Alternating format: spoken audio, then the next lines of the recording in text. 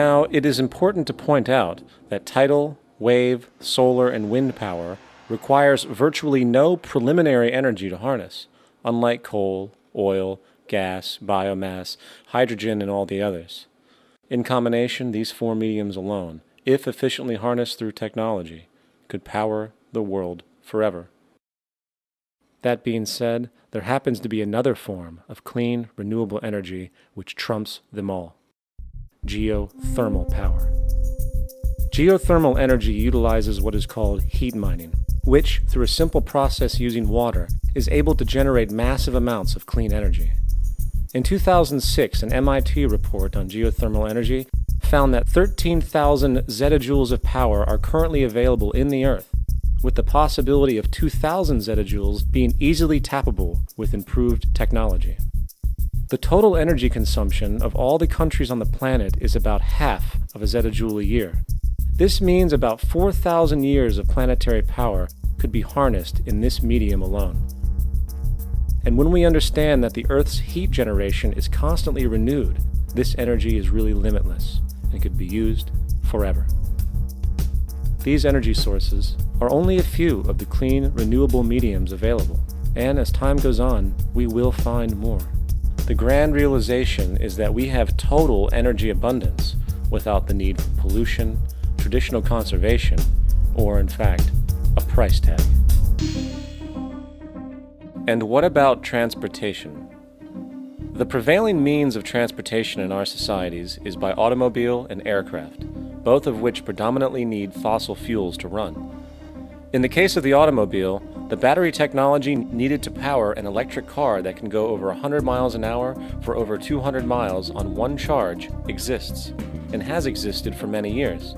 However, due to battery patents controlled by the oil industry, which limits their availability to maintain market share, coupled with political pressure from the energy industry, the accessibility and affordability of this technology is limited.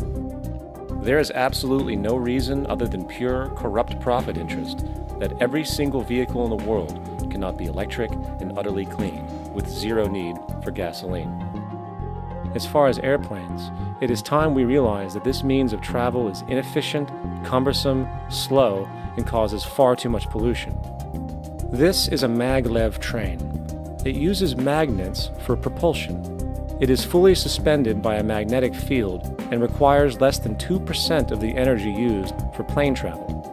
The train has no wheels, so nothing can wear out. The current maximum speed of versions of this technology, as used in Japan, is 361 miles per hour. However, this version of the technology is very dated.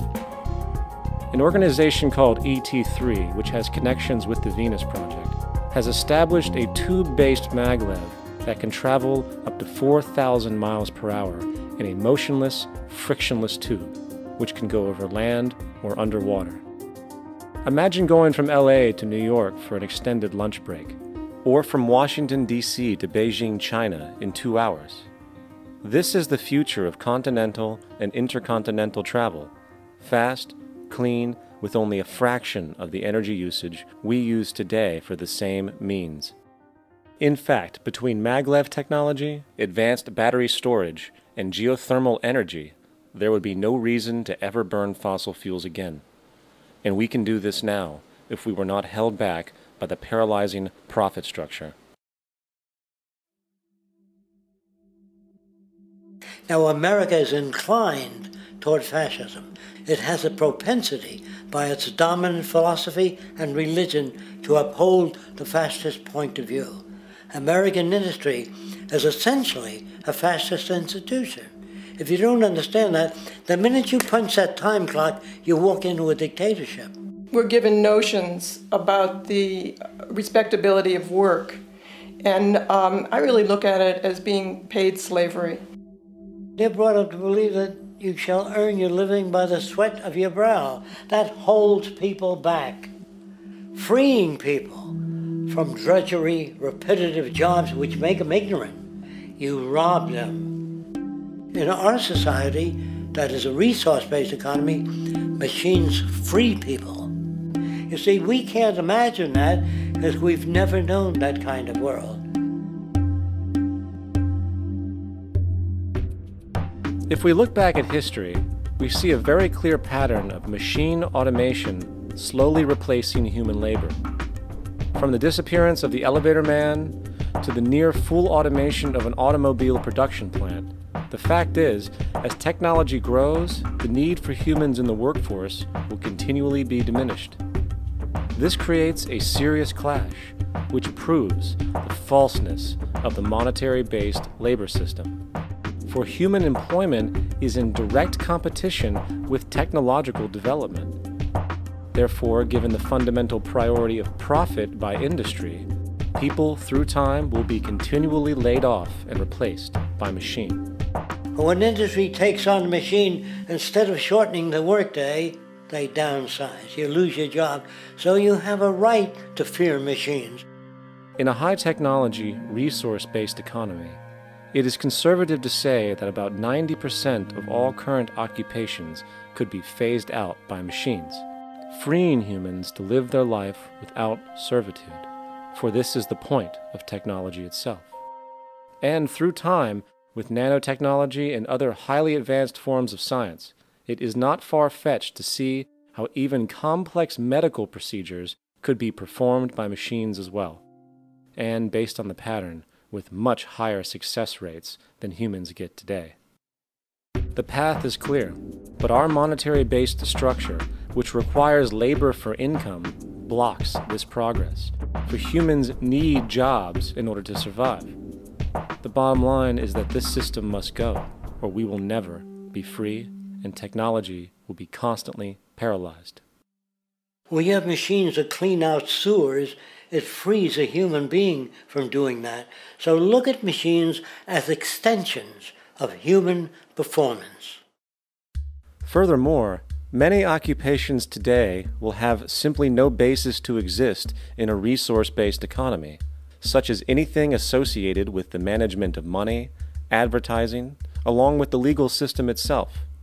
For without money, a great majority of the crimes that are committed today would never occur. Virtually all forms of crime are a consequence of the monetary system, either directly or by neuroses inflicted through financial deprivation. Therefore, laws themselves could eventually become extinct. Instead of putting up a sign, drive carefully, slippery when wet, put abrasive in the highway so it's not slippery when wet. And if a person gets in a car that's drunk and the car oscillates a great deal, there's a little pendulum that swings up and back, and that'll pull the car over to the side.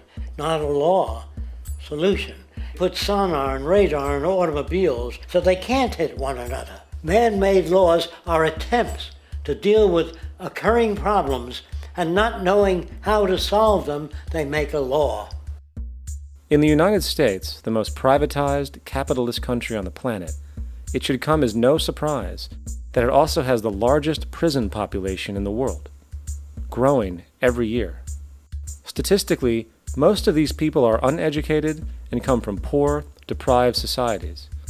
And, contrary to propaganda, it is this environmental conditioning which lures them into criminal and violent behavior. However, society looks the other way in regard to this point. The legal and prison systems are just more examples of how our society avoids examining the root causes of behavior. Billions are spent each year on prisons and police, while only a fraction is spent on programs for poverty, which is one of the most fundamental variables responsible for crime to begin with. And as long as we have an economic system which prefers and in fact creates scarcity and deprivation, crime will never go away.